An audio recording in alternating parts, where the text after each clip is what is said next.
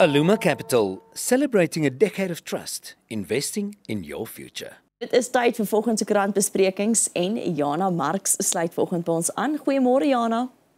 Goeiemôre. Jana, ons begin by die Gupta meelopers. Hier is soms 'n bietjie goeie nuus vanoggend, maar die 8 beskuldigdes in die Nolani bedrogverhoor, waarby 24, eintlik amper 25 miljoen van die Vrystaatse regering of rand van die Vrystaatse regering glo betrokke is en waarvoor die Gupta se uitlewering vroeër versoek is, mag weer verhoor word. Nou hierdie saak hou verband met daai Istina verhoor. Dit gaan oor betalings aan Nolani Investment vir 'n lewensvatbaarheidsstudie wat gelei het tot hierdie Istina hierdie suiwelplaas. Dis 'n sege vir die nasionale vervolgingsgesag. Ons weet hulle het heelwat bloedneus al in die verlede gekry oor die Guptas en oor sake wat met die Guptas verband hou. En dit volg nadat 'n Hooggeregshof aanvanklik hierdie 8 mense vrygespreek het. Die Appelhof het net gesê, ons gaan nou hierdie ding omkeer, ons stem nie saam nie. Die regter wat die uitspraak gelees het, sê dit was 'n failure of the justice system. So die 8 moet nou voor 'n ander regter verhoor word, asof hulle nog nooit verhoor is nie. Hulle het ook gesê, jy weet, die aanvanklike vryspraak is onregverdig teenoor vervolging en dat die toepassing van geregtigheid in gedrang bring. Soveel so dat hierdie regters glo daar is 'n prima facie saak, met ander woorde hulle glo daar is genoeg bewyse om tot 'n verhoor te lei. So ons sal maar sien wat daar uitkom, maar ek dink die NVG is baie dankbaar dat dit uiteindelik 'n uitslag in hulle guns is. Ja, Jana, ons weet die NVG is tans onder skootse bekend vir al hulle hoof ook. En weet jy wat my ook bly maak, is die feit dat daar verskillende howe is, juis vir hierdie 12, en die feit dat hy gesê het, jy weet, dit was a failure of the justice system, soos jy nou ook sê, en 'n ander hoof iets anders, wys vir jou of die stelsel werk tog. Ja, nee, absoluut. Ek dink dit is ook die plan of die idee van die verskillende howe op verskillende vlakke. Jy weet, jy nader eenvoudig 'n volgende hof. Dit vat jou baie lank voor jy eintlik maar 'n muur bereik wat jy kan aanhou dryf om hierdie ding te laat werk. So ja, kom ons kyk maar wat kom hiervan, maar ek dink mense is uiteindelik net bly om te sien dat daar 'n saak spruit wat uiteindelik tot vervolging gaan. Ja, nou ons bly by die hofsaake en die dinge. Angela Agretzi sien ons onderhandelings met die staat. Ja, dis die voormalige Bosasa bedryfshoof. Hy is besig met hierdie onderhandelings. Dit gaan oor 'n pleitooreenkoms waar hy dan byvoorbeeld sal skuldig pleit op 'n paar goed en hy maak dan of hy onderneem dan om, jy weet, tronk toe te gaan, maar teen 'n verminderde vonnis en dan dikwels sal die staat met hom beding dat hy deel word van die staat se saak, vir die staat miskien getuig. Gewoonlik gebeur dit dan dat van die makkers, jy weet, op hier onder die bus gegooi word. So dit is die tipe ding wat dan nou hier gebeur. Die saak was gister voor die hof. Agretzi was wel nie daar nie. Die saak is uitgestel. Die staatsaanklaer Arno Rousseau het gesê dit moet uitgestel dat die onderhandelings nou net kan voortgaan. En ja, soos ek sê, as dit gebeur dan pleit hy skuldig, dan sal hy waarskynlik teen hulle getuig. Agretzi het 'n spesiale reëling met die hof wat hy noodwendig in die hof hoef te wees nie weens sy gesondheid. Maar hy was gister ook nie aanlyn in die hof nie. Die saak in Agretzi behels meer as 1.8 miljoen se tenders wat Bosasa in die tyd wat hy toe nou bedryfshoof daar was, by die SA tronke, Suid-Afrika se tronke losgeslaan het. Die tenders het allerlei veiligheidsgoed behels, kringtelevisiekameras, elektriese drade, catering, en Agretzi word beskuldig dat hy 'n geld onder hierdie tafel gekry het om van hierdie transaksies te laat deurgaan. Jana, hy sal natuurlik nie die enigste persoon wees nie, want dit vat 2 partye. Is die ander partye al vervolg? Die ander, dis nou daar gaan nou nog 'n paar voor die hof verskyn. So nee, ons het nou net gehoor van 'n saak wat nie noodwendig tot vervolging kom nie, maar hierdie een hopelik wanneer daar nou vordering is met Agretzi sal hierdie saak uiteindelik nou ook, jy weet, voortgaan. Dan oor na die Oos-Kaap en tragedie wat daar plaasvind. Ja, dis baie hartseer. Reddingsspanne in die Oos-Kaap is steeds besig om, jy weet, mense te soek. So die hele wedloop teen tyd, dis ysig koud soos ons weet. En daar's kitsvloede wat hierdie provinsie absoluut, jy weet, in verwoesting gelaat het. Swaar en ysige temperature. Dit gaan spesifiek oor die armdele van die Oos-Kaap. Beeldmateriaal wat op sosiale media versprei is, wys hoe huise. Jy sien fisies hierdie huise wat hulle deur die water verswelg word, waar die water tot by die dakke lig van hierdie huise. Modderstortings en 'n klomp mense is dood. Die dodetal staan nou al op 67, 51 van hulle is in die Wildekus gebied, 6 is in die Amatoli distriksgebied, is net suid van die Wildekus. Daar's tans identifisering van die lyke onderweg daar's nog mense wat soek is. Sowat 1000 mense van Amatoli distrik sit sonder verblyf. Provinsiale regering deel kospakkies en water en komberse uit. Ek kan nie dink as jy nou, ek bedoel soos ek in Johannesburg sit en bibber in die oggend, hoe dit moet voel as jy jou huis en alles verloor het in hierdie absolute bittere koue. Ons helikopters, ons soek- en reddingsvoertuie, die honde-eenheid soek nog. Omtrent 127 skole is hierdeur geraak. Omtrent 20 klinieke is beskadig. En 'n skoolbus met leerlinge is ook meegesleep. Ons het vroeër in die week daarvan ook gehoor. 13 leerlinge wat in hierdie minibus taxi was. 4 was vermis. Hulle is uiteindelik gevind. Hulle is oorlede. Al wat politikus is, ook die president Cyril Ramaphosa was gister op die toneel.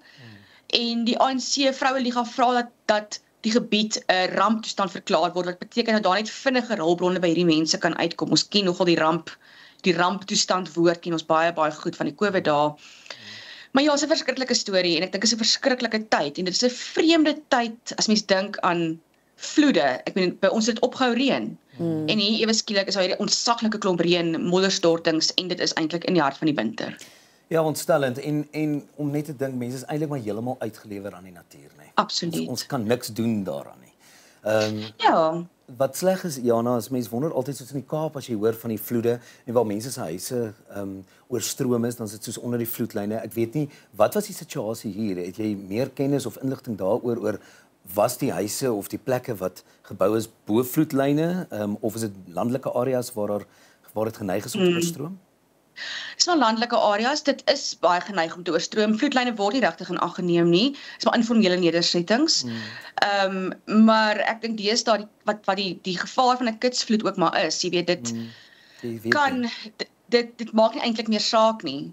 Want wat ons gesien het as 'n vloedlyn 50 jaar terug is nie nou meer die vloedlyn nie. Ons het gelukkig nie bygehou met ons bouregulasies nie. Ja. So in hierdie geval was dit 'n informele nedersetting, nie bo 'n vloedlyn nie, maar ek sien net meer en meer hoe hierdie goeters eintlik by enigiemand kan tref. Dink aan ook die Durban vloede, waar huise wel bo 'n vloedlyn gebou is en kyk wat die daar gebeur. Ja, nou ek weet ook een van ons joernaliste die week gesê mense luister ook nie noodwendig na waarskuwings nie van as jy op die paai is. So as jy die werk aan ligter maak van die noodwerkers op die stadium, doen asseblief dit. As daar waarskuwing uitgereik is om van die paai af te bly, waar jy kan doen, natuurlik moet daai hulp verleen word aan plekke soos waar die kitsvloede is. En ek dink ook ek wil sê daar's so baie nuwensgewende organisasies altyd in Suid-Afrika want die Suid-Afrikaanse mense is so wonderlik wat ingryp. So as jy weet van 'n nuwensgewende organisasie op hierdie stadium veral in die Oos-Kaap wat jy weet uitreik en mense help, kyk of jy kan bystaan vir tyd of geld of kos of wat ook al dit is wat die nood is. Daar's altyd van daai organisasies. So ek dink dit is net goed om te weet dat mense definitief kan uitreik ook. Ai, dit is hartseer. Dit nou sê Jen, jy weet om te luister. Want as mense as daar advertensies of as daar jy weet aankondigings is, bly van die paaie af. Ja. Luister net want hierdie mense daai aankondigings word nie gemaak sommer maar net nie. Hierdie mense weet waarvan hulle praat. Wel gepraat van hartseer, ons het nog 'n hartseer storie en dis 'n pa wat nie besef die slag wat hy hoor is toe sy eie seun wat verongeluk nie in die Weskaap. Ek probeer my in iets erger hierdie hele situasie. Albertus de Tooy, hy is van die Kraasvlak Towing Insleepdiens in Kraaifontein en hy was op 'n ongelukstoneel op die N1 in Bellville toe hy die slag in die agtergrond hoor. Maar jy kan nou dink soos jy nou werk, jy weet jy's nie noodwendig ingestel op hierdie geluide nie. Hy het nie regtig aandag gegee nie. Min wete dat daardie slag 'n ongeluk was en dit was sy kind wat in daardie ongeluk betrokke was. Sy 18-jarige seun Jandrey was op pad na hom toe om sy pa af te los. Hy het glo waterplas getref en die kar het begin tol. Jandrey het bestuur het is dood, sy passasier het oorleef. Wat my nog erger maak is Albertus se ander seun kom toe by hom aan en hy sê toe vir hom hoorie, maar ek sien hierdie ongeluk op die N1. Ek dink weet om sy pa eintlik maar in te lig as jy hier klaar is moet ons daartoe gaan. En dis eers toe hulle op daai toneel aankom wat hulle besef maar dit is Jandrey. En hy was toe nog in die voertuig vasgekeer. En dan lees ek ook, jy weet, die huldeblyke op sosiale media, maar ek lees ook en dit is vir my ook hartverskeurend waar mense inbel, wildvreemde mense inbel of jy weet kontak maak met hierdie pa en sê, weet jy, ek was in 'n ongeluk en jou seun was op die toneel, hy het my lewe gered. En ek kon nou nie dieselfde vir hom doen nie. Jana, tragies definitief. 18 jaar oud, nee? Ja, 'n medelee gaan uit ook na daai familie toe, absoluut. Dan oor na swart ekonomiese bemagtiging en hoeveel dit die ekonomie kos. Ja, hierdie is 'n verslag die Solidariteit in samewerking met die Vrye Mark Stichting. Maar hulle bevind die swart ekonomiese bemagtiging model kom Suid-Afrikaanse ekonomie jaarliks duur te staan. So hierdie gesamentlike of hierdie verslag is bekend gemaak op 'n media-konferensie donderdag in Johannesburg en die verslag sê die kostes vir hierdie proses beloop tussen 145 miljard en 290 miljard per jaar. Dis wat die ekonomie verloor, sê hulle. En dit verteenwoordig 2 tot 4% van Suid-Afrikaanse bruto binnelandse produk, die BBP. Dit is 'n ontsaglike syfer. Hulle sê ook hierdie proses lei tot die verlies van tussen 96.000 en 192.000 werksgeleenthede. Die impak van hierdie proses sê hulle het met die tyd 3 tot 8 miljoen werksgeleenthede gekos. So teens Dobison wat gehelp skryf het aan hierdie verslag, hy sê ek kan nie eers net sê die proses, dit is 'n proses wat verkeerd aangewend word nie, of verkeerd bestuur word nie. Hy sê net die proses werk nie, dis 'n elite wat verryk word ten koste van die ekonomie en die armes.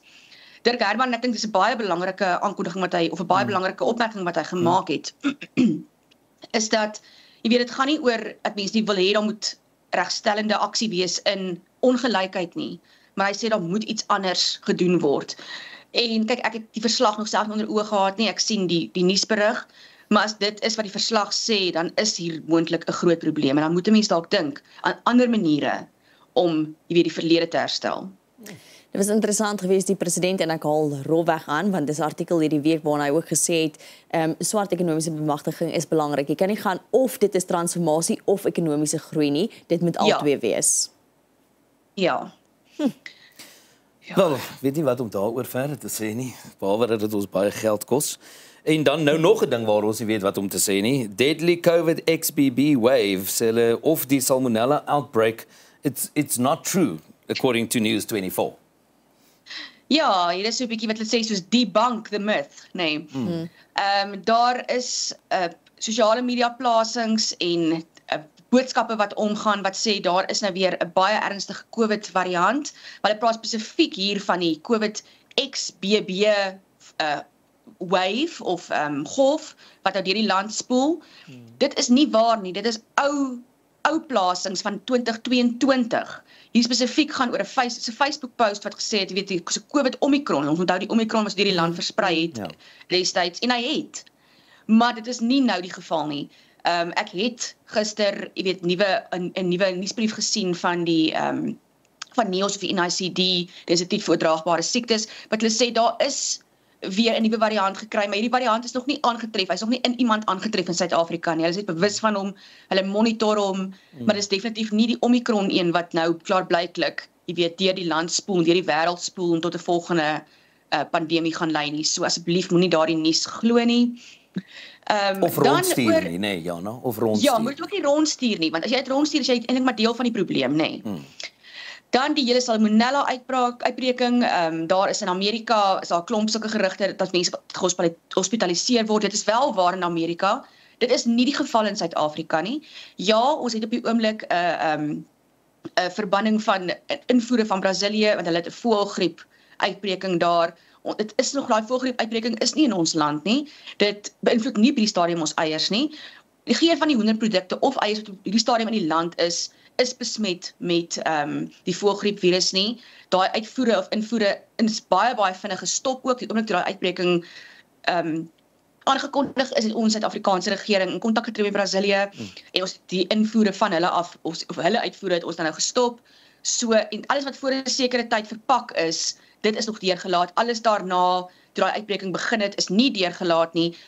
Soveel so dat die departement van landbou vir my sê, as daar 'n skip op pad was, wat na daardie uitbreking, jy weet, gelaai is en toe vertrek het van Brasilië af, het hulle eenvoudig besluit hulle spore omdraai, terugvaar Brasilië toe. Suid-Afrika het hulle nie binne ons grense toegelaat nie. Wow. So, jy kan maar jou eiers eet, daar is nie probleme nie. Dankie Daar tog. sê, en moenie die fopnuus glo nie. Jana, dan 'n tragiese en ongelooflike vliegtuigongeluk gister. Genade, ja, dit is in Ahmedabad in Indië, dis 'n Boeing met 242 mense aan boord. Hy was op pad van Indië na Londen. Hy het binne 30 sekondes wat hy opgestyg het, het hy neergestort. 241 mense is dood. Dit sluit in so 2/3 mense van Indië, so 1/3 Britte.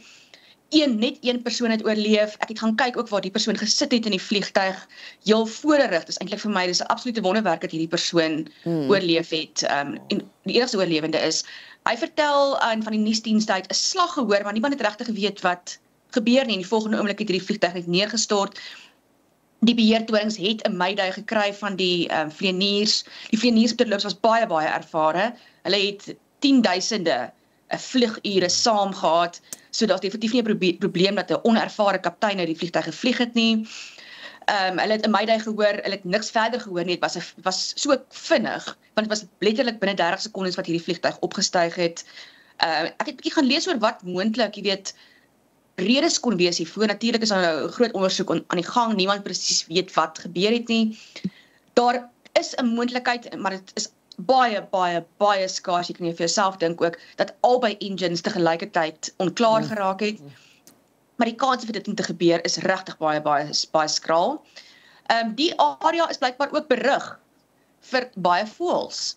So dit kan ook gebeur wanneer daar, jy weet, wanneer daar 'n groot botsing is met 'n groot voël, maar dit is ook maar redelik raar dat dit 'n hele vliegtuig, 'n hele Boeing, dit sal kos om te val. En dan is daar ook mense wat van die analiste wat sê daar's 'n moontlikheid dat daar iets verkeerd was in die samestelling van die brandstof. Dit kon dalk gewees het, maar op hierdie stadium is alles maar net spekulasie. Mense het nie idee wat daar gebeur het nie. Dit is net ongelooflik tragies. En as jy na die wrakstukke kyk van daai vliegtuig, kan ek nog steeds nie glo dat daar nog steeds 'n mens uitgestap het. Ja. En hy het letterlik uitgestap. Hy is daar weggelei en hy het nie beenbreuke of so gehad wat die mens kon sien nie. Sjoe, dit breek mense hart, né? En ons dink ook aan al daardie mense wat geliefdes verloor het. Ons kyk so minuutjie tyd, Jana, net kortliks. Iemand sê daar is lewe na verslawing. 'n Ou wat 1600 km draf en dan nog Comrades gaan hardloop. Kyk, ek hoor Comrades nou dink ek In hierdie geval het hierdie man, as hy om te wys wat sy liggaam kan doen nadat hy herstel het van dwelmverslawing, en dis Denver van den Berg. En hy het sommer 'n maand voor die Comrades 1600 km ultramarathon gehardloop. Net te wys hy kan. En 2 maand later sommer gou die Comrades ook wat 'n 90 km is soos ons weet. Ag, hy het maar net 'n verskriklike mooi storie hoe hy sê, jy weet, dis vir hom om te wys, jy weet, jou liggaam kan. Jy kan, as jy jou kop op 'n blok sit om 'n ding te doen, dan kan jy dit doen. En hy sê in sy gemeenskap wil hy graag 'n rolmodel wees. Sy gemeenskap het nie eintlik rolmodelle nie. Hy kom van die Kaapse vlakte af, beshoor baie daarvan. Ek dink dit is 'n absolute wonderlike, inspirerende verhaal, nie net vir die mense in die omgewing nie, maar ook vir die res van Suid-Afrika. Absoluut. Ek dink ook, Jana, die feit dat hy self, jy weet, 5 jaar terug besluit het, hy het nou genoeg gehad met dwelms, sy eie lewe reggeruk het, en soos jy sê, dat hy gesê het, hy wil nou 'n rolmodel wees vir die mense van die Kaapse vlakte. Ek dink dit is fantasties en 'n les wat ons definitief vir hom kan leer. Sjoe. Jana, absoluut. Baie dankie vir jou tyd vanoggend. Jy moet 'n absolute heerlike naweek hê. Dankie julle. Dit is Jana Marks, bly geskakel net hierna, gaan ons voort. Aluma Capital, celebrating a decade of trust, investing in your future.